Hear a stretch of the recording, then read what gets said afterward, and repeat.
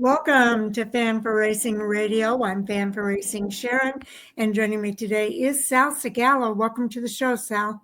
Oh, thank you, Sharon. We are here for the Martinsville review for the NASCAR Truck Series and elimination time for all of the series this weekend. Sal? Yeah, it was. It was a big weekend for all three series. Okay, so I guess we'll go ahead and get started. Corey Heim, who has just been incredible this season, he wins a record 11th race this season in a dramatic elimination event. He continued his propensity for sweeping stages and races. A misshift Friday at Martinsville Speedway likely cost Lane Riggs a chance to race for the Craftsman Truck Series Championship. Corey Heim did what he's done all season long on Friday night. He led the most laps, swept the stages, and won the Slim Jim 200, the NASCAR Craftsman's Truck Series race at Martinsville. The win again was his 11th, the second at Martinsville, and the 22nd of his career. Already locked into the championship race next weekend at Phoenix Raceway, and with a view of clear racetrack ahead of him, Heim was unaware of the drama that was unfolding behind him as he led the field to an overtime restart. Caden Honeycutt finished in second place ahead of the pole sitter, Lane Riggs, in third. The two ended the race tied in points, with Honeycutt getting the tiebreaker.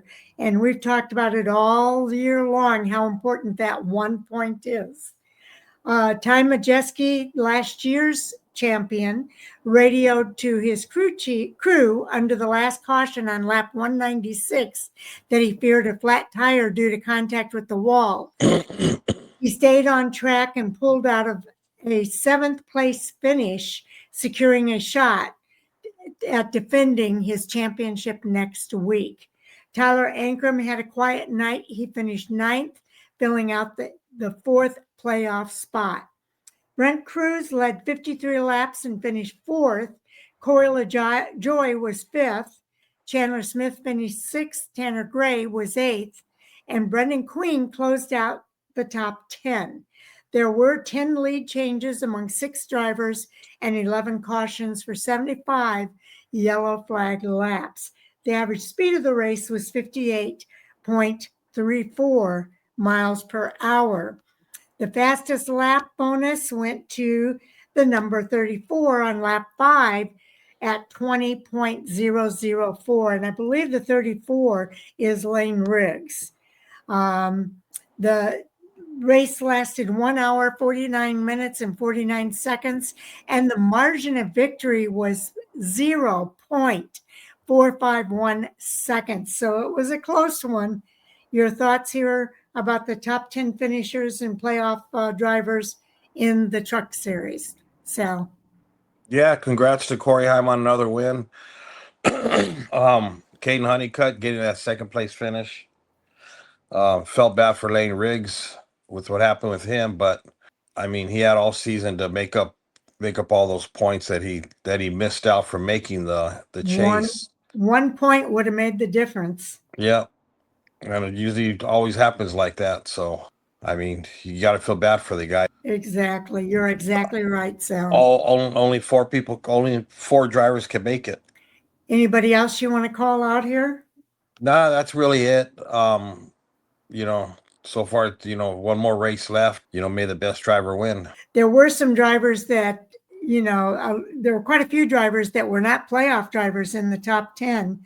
It was a mix of 5 and 5. Gio Ruggiero was the highest finishing rookie in 11th place. And Patrick Staropoli finished in 15th, Sal. Yeah, I seen that. All right. There were some drivers that did have some issues.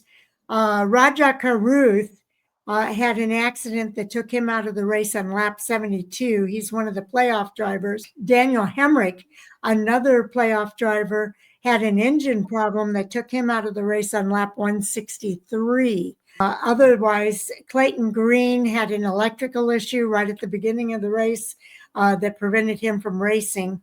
Norm Benning was too slow on lap 114, took him out of the race. Alan Waller had an accident on lap 136 that took him out of the race. Connor Mozak, one of the rookies, was out on lap 179 because of an accident. Matt Crafton had a brake issue that took him out on lap 180. Everybody else, that Matt Crafton held down position number 29. 23 drivers finished the race on the lead lap, and the remaining drivers finished a lap or more down.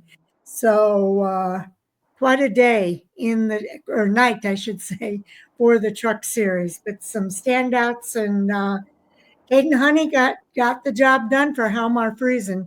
Yeah, he sure did. He made the chase with taking over for Stuart Friesen after his dirt car accident. Yes, indeed.